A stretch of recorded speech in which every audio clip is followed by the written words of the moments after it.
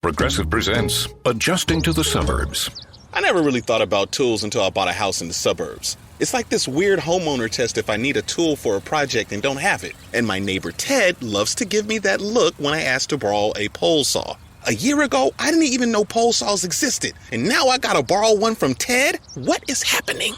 Anyway, when you save with Progressive by bundling your home and auto, that's the easy part of adjusting to the suburbs. Progressive Casualty Insurance Company, coverage provided and serviced by affiliates and third-party insurers. Hey everyone, and welcome back to another episode of the podcast. I'm super excited for you all to take part in listening to this series that I did with an amazing friend of mine. I met her at a speaking engagement that we both did back in 2022. Sometime, I want to say it was in October. And we met and I heard her story and I was like, I have to have you on the podcast. Her name is Chasity.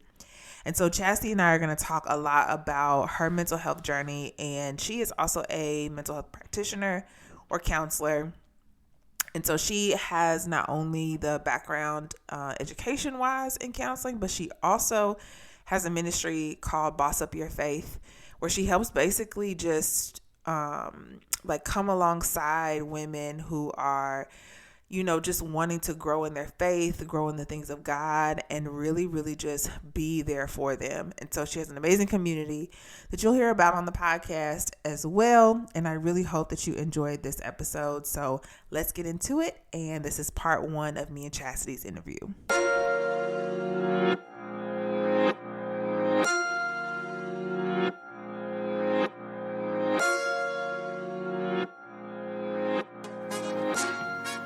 The Therapy is a Christian podcast is all things mental health and Christ. We specifically talk about how mental health and God are merged together to foster growth, healing, and making mental health a normal conversation. I'm your host, Roslyn Renee, and welcome to the show.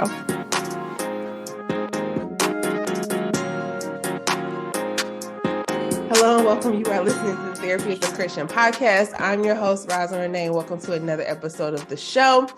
And y'all, I am super excited because I am back with another interview and I cannot wait for y'all to hear from my interviewee.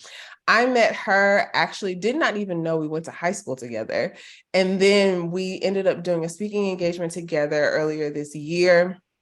And it was so good. And I was like, oh, I had to have her on the podcast. And so she has some amazing, amazing stories she's going to tell. And just an amazing testimony. She is also another fellow practitioner. She is a mental health counselor as well. So I am super excited to have someone here that can just share from a professional perspective as well as personally. But I'm going to go ahead and introduce Chasity. So say, hey, sis. Hey, sis. Thank you for having me. Yes, I'm so excited you're here. So we're going to go ahead and get right into it. So why don't you tell us a little bit about you and what you do? Okay, well, my name is Chasity Bowers, and I am a mental health therapist that try to help women by helping them transform their lives and shifting their mindsets to boss up their faith.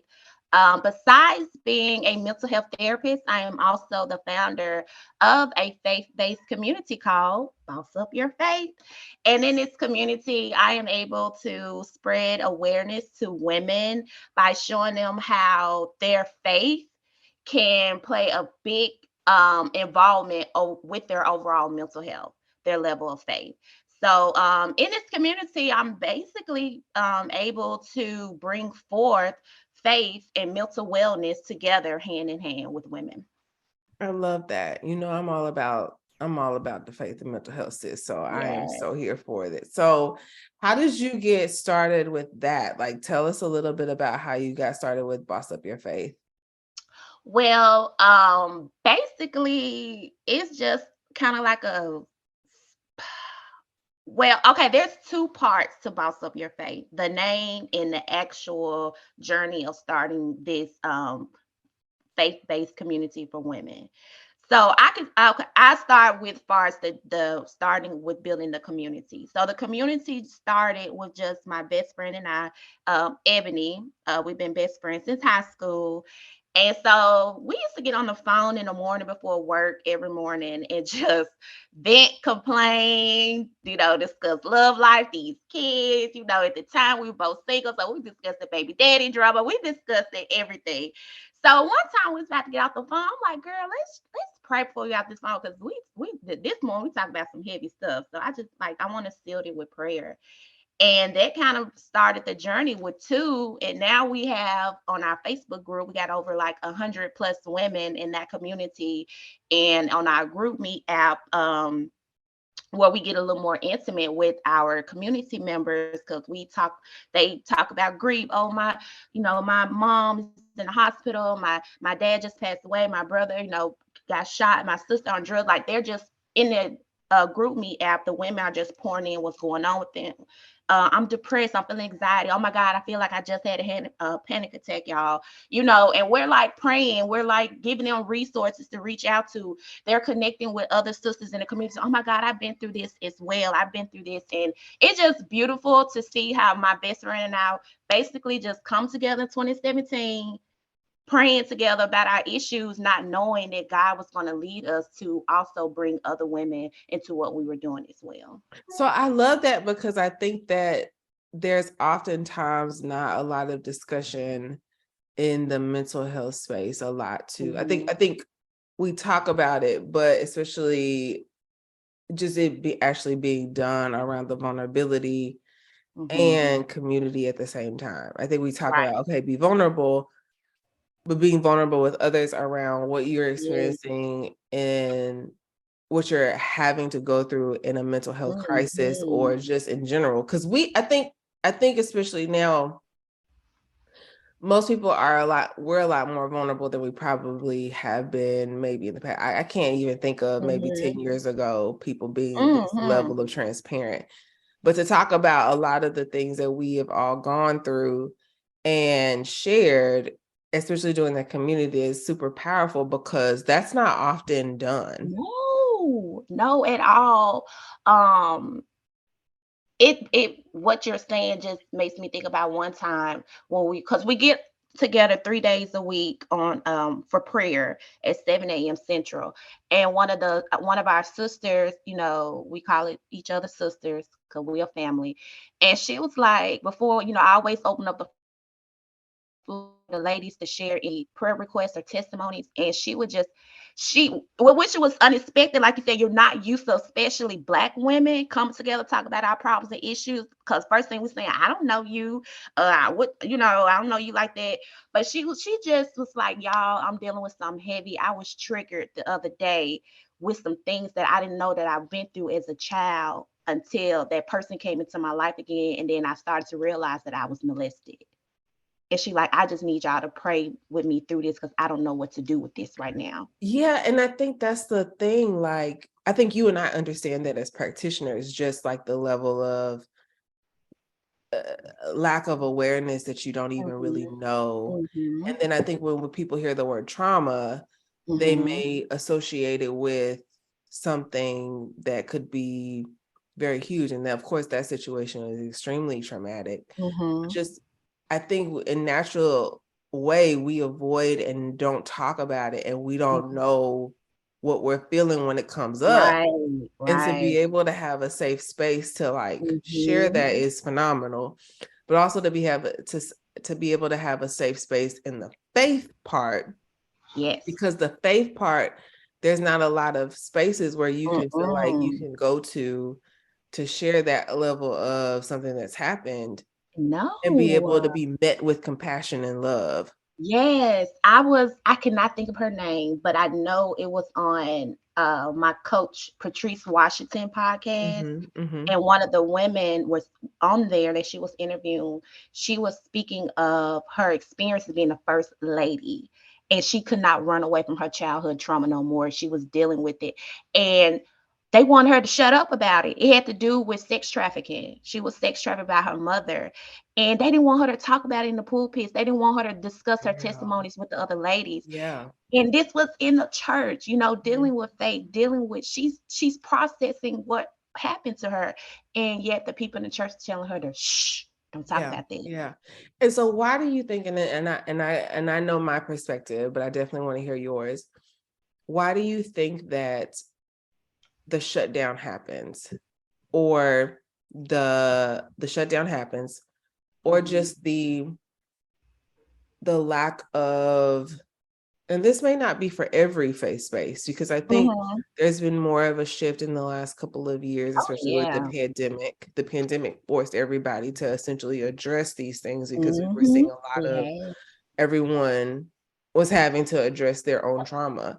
So why do you think the shutdown happens, and or oftentimes people can feel fearful to share those things in faith communities and be met with love? But why do you think that the shutdown, or like the close off, or like don't share this happens? Right.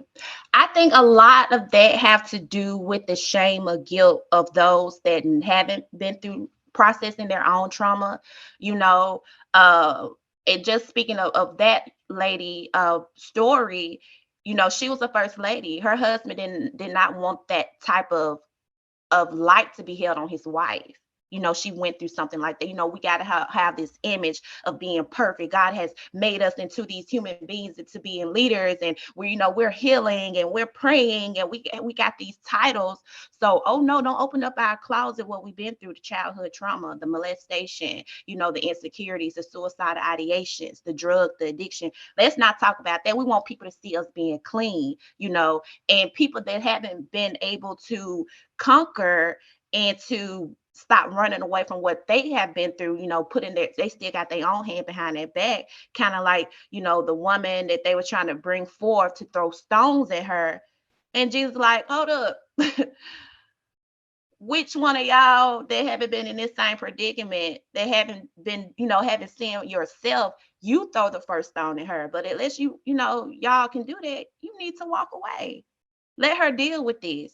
Let me work on her with this, instead of trying to ridicule her and kill her, make her feel shameful and bad. When y'all are part of the issue of why she's feeling like this. Yeah. And I think, in my perspective, I think that I heard this from a conversation I had with another amazing counselor before, and she kind of said, and it just hit me. She said that it would require a lot of humility. Yeah. And it requires you to be humble to hear somebody else. Additionally, I think that there's just a lack of, in general, and I think this in general, this is a high belief of mine, that we aren't super authentic and vulnerable with God. Amen. Let alone ourselves. Okay. And you can't be vulnerable with yourself, or you can't be vulnerable with God if you're not even vulnerable with yourself. And I think because we've also, as African Americans, and I can speak from this as a Black woman, most of the clients that I see in my private practice have never been given the tools of emotional identification, emotional awareness, emotional intelligence. And so there's a high level, especially in our community, of avoidance of, if I avoid this, this will go away. And if I don't address this, this means that it didn't happen. But but trauma and or anything that isn't addressed is going to manifest. And it's going to manifest in a way you may not even recognize, or in a way you do recognize, but you don't want to address it because it's extremely uncomfortable, because addressing trauma is uncomfortable. And I even said this earlier to somebody when I was talking about my testimony, like earlier, I did a podcast a couple of weeks ago, earlier this year. And I think my relationship with God has shifted so much this year, and I got to see the grace of God, that my sin before him, I was like, I don't even like who I am in front of you right now. And what God had to really show me is like, sin is ugly. And if you don't allow me to be able to see you this raw, don't have an expectation that lets you know that I can take it. I can take the ugliest parts of you. I mean, Chasity, bad mouth and coming to prayer like, God, this is just not it. And I'm talking to me like, I'm giving y'all a sensory version. Like, I love it. like coming to him like, this is not happening. Yes. And I can't take it. And if this don't get done, I am effing through. I am done. And I think no one talks about how vulnerable you have to be. But we feel shamed about that with God. But honestly, God met me and made me see I can take all of that. Progressive presents Adjusting to the Suburbs. You used to associate crickets with silence.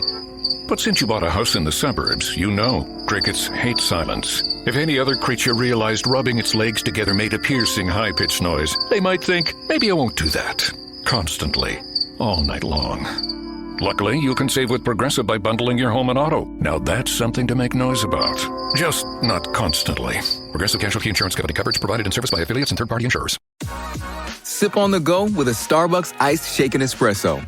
Our signature roast, shaken with ice, then finished with a splash of milk. Customize it to match your style on the Starbucks app. Make today a good day. Girl, you got me excited. Because I think we don't we think that when we're in a mental health crisis, or not even a mental health crisis, but just going through, because life and disappointment is real. Yes, it that is. God can't handle it. So I think the shutdown comes from the fact that we aren't vulnerable. Girl, listen. That's our motto, which was brought forth by Ebony, my best friend. We coming to God naked and unashamed. Naked, bare. She said we were born in this world naked. I want you to explain what that looks like, because I think there can be a lot of uncomfortability. And then I also think on the other side of that too, just because you're struggling with your mental health doesn't mean you're not spiritually good, or that you're a bad person, or that you're not good enough. And I think there can often be a correlation with thinking that if I'm this vulnerable, will God still accept me? So like, talk about that naked and unashamed. So that's one thing about our community, is that we are raw and transparent. Like, we come to God in a whole new way. Like, from my background story, it's a little bit different from Ebony, which I still love our power duo. Like, I was like really raised in the church. Like, granddaddy used to have a church, you know, he got tight connections with a lot of big names, you know, in Memphis, you know, in the faith-based community. Grandma was motherboard. I'm going to every Bible study, every vacation. Like, I was that kid, you know. But I had to like go through my own moments to find out who God was for me, not who he was through the eyes of my family members. And so that meant for God to break me down to the core. Okay. I tell the women, like, you want to get to know your spouse, your significant others, like you want to get to know your children. You got to spend time with them, and you have to be true and real. You can't put on this mask. Like, God gave you those feelings of anger and emotion. Like, he owns all your emotions. So give it back to him. I'm pretty sure when you was having your moment, Roslyn, and you like, look, I bet God was like, yeah, come on. This is what I've been waiting on. Now she coming with it now, y'all angels ahead. But I think also on the other hand, I was significantly, like, I went through about a depression this year when I found out I was pregnant, because all the worries and concerns I had around it was like disappointment. Like, I'm like, God, I don't have things set up. And I remember, and I think, and I would love for you to talk about this, but just like, when you're disappointed, it impacts your trust with God. It impacts the way you interact with him. And my disappointment was just around a lot of stuff that really he had to show me, like, you don't have control over this and you need to trust me. And so I think, you know, for people sometimes that like trust around grief, when you've experienced a significant traumatic loss, trust around losing a job or financial struggles, that is extremely overwhelming. And so, like, how do we get to a place of just being open and transparent in our faith, but also within our mental health as well? Sometimes when we're dealing with new situations and how we're dealing with them, that seed of doubt and fear have already been there. It's already been planted there. And just like you said, there are parts of us that we don't want to give to God because we just feel like it's not either all that important, or we kind of embarrassed about it or shameful about it. Or when we think about it, we get nervous and we just want to put it back in the closet because we don't like the way it makes us feel. But God is like, I need to deal with every area with you. So if you're going to continue to ignore this thing like it does not exist, then we're going to have to play it in a different type of gameplay where you don't have a choice but to face it. You don't have a choice but to deal with it, because where I am taking you, you got to deal with that thing. Yeah.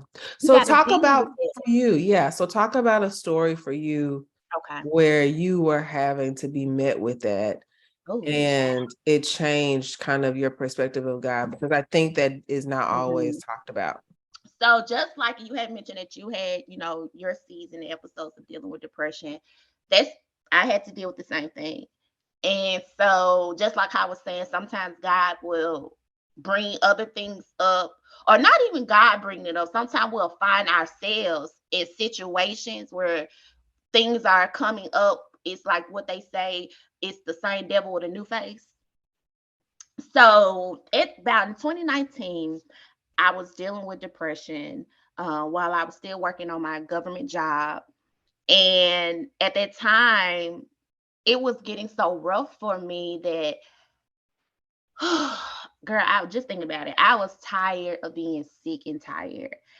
I couldn't function as a mom. I was a single mom at the time. I couldn't like do what I need to do for my son because I was just feeling so out of it. And just like, oh, life was moving so slow around me. I was moving so slow in life. And at that time, I didn't know that I was dealing with depression, but I was a high functioning, woman dealing with depression because I was still going to work, still making my money, doing what I need to do, taking my son to school, doing all those things that's needed of me.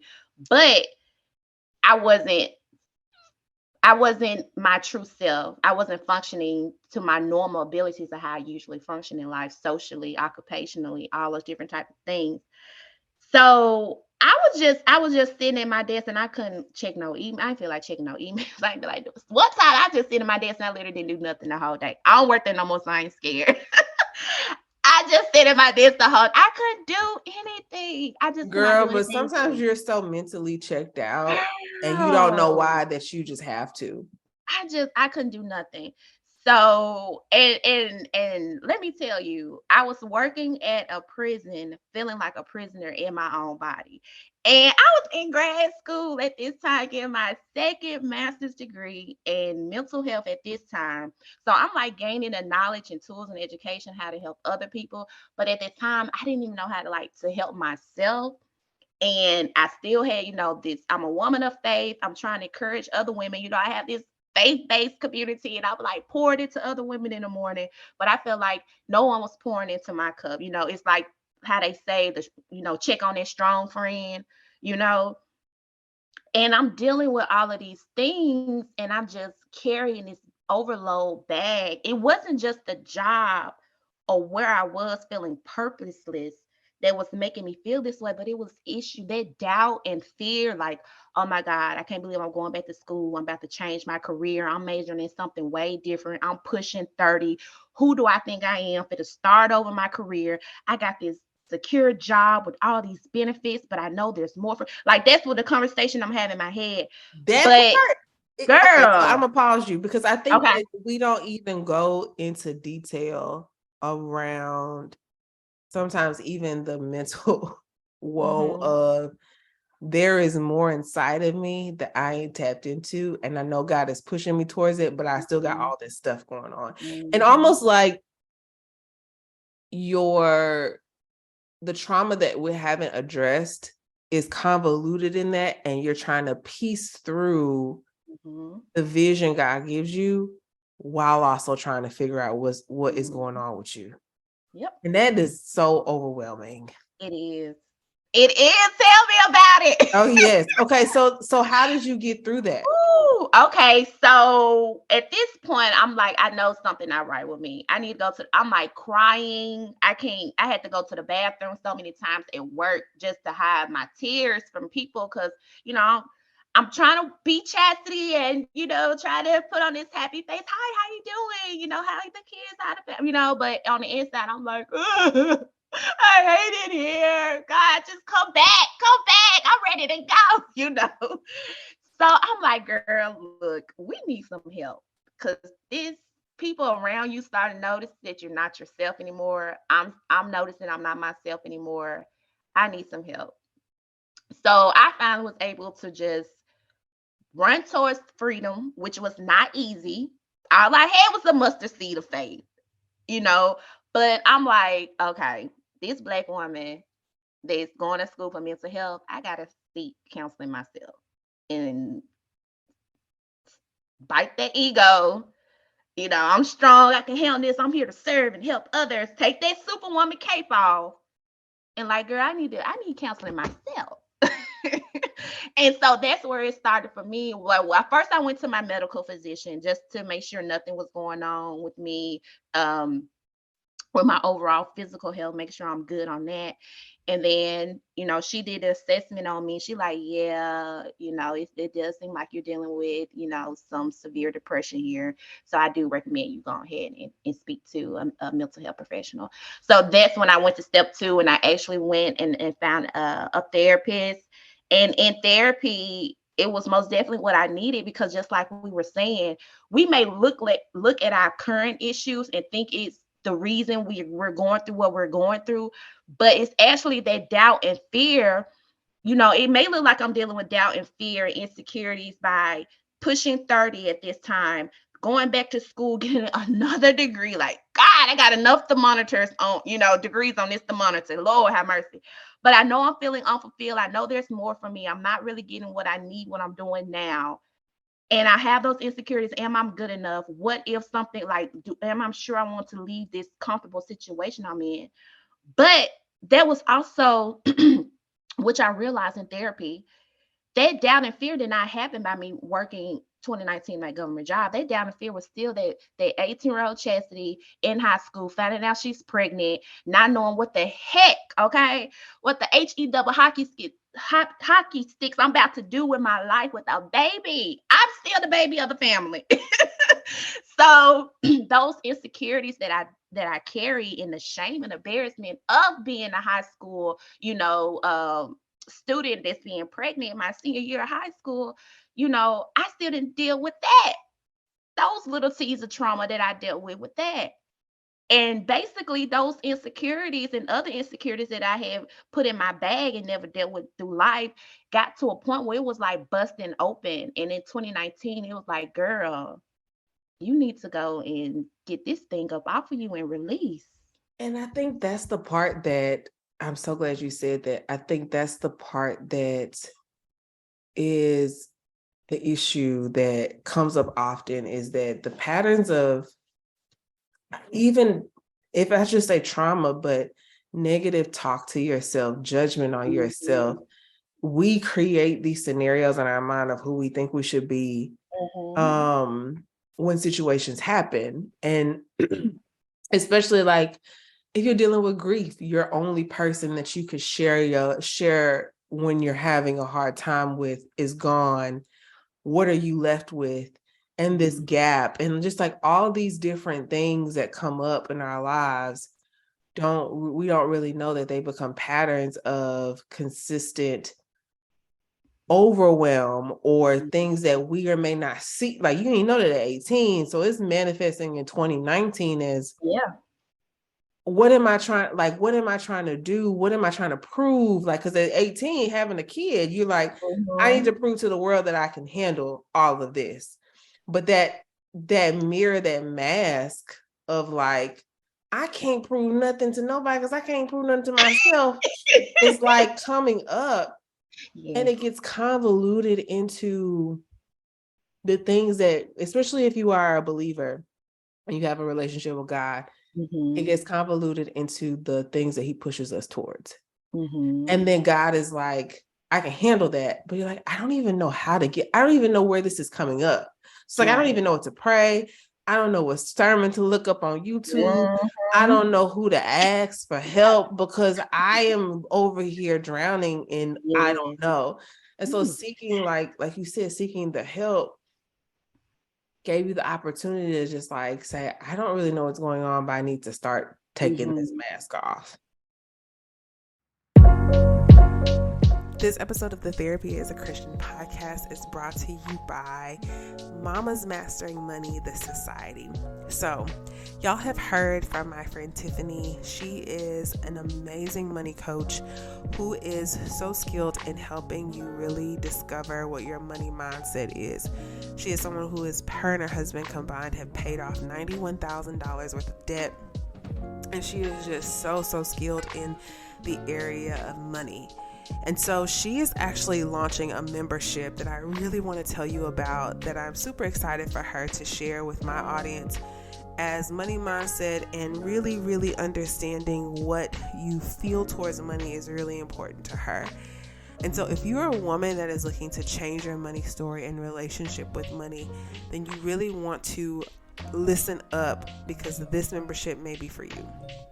Do you find that you want to break generational cycles of poverty, scarcity, and lack of money mindsets, but you struggle with where to start or how to stay on track? Are you constantly struggling to get your finances in order? Do you feel like you're not good with money? Does talking about money make you feel anxious and uncomfortable? If so, then Mama's Mastering Money, the Society, may be right for you. Mama's Mastering Money is a membership community led by the money and mindset coach Tiffany Burns to help you unlearn negative or limiting money thoughts and beliefs, overcome the fear of facing your finances, and build confidence to take impactful actions.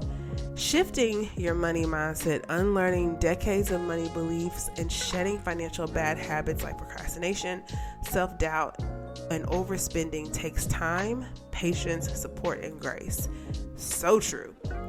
In this safe haven for purpose-driven women, you'll be able to get the encouragement, motivation, coaching, and techniques to change your money story for you and generations to come.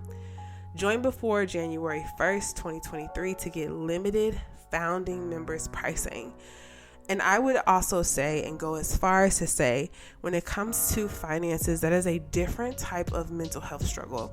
I talked to a number of clients who really struggle financially or find that they are having problems with finances, and that is a very different type of stress.